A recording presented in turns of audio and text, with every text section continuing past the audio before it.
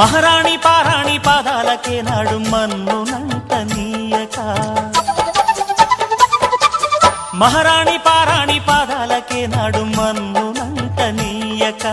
నడిచేటి దారుల్లో నా గుండె పూబాట పరుచుకుంది మెత్తగా, శాంతికే ఆలయం ఆమె నెమ్మది, అందుకే అంకితం అయినది మది.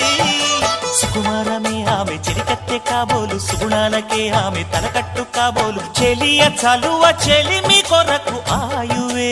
ఆశగా తపమును చేయగా,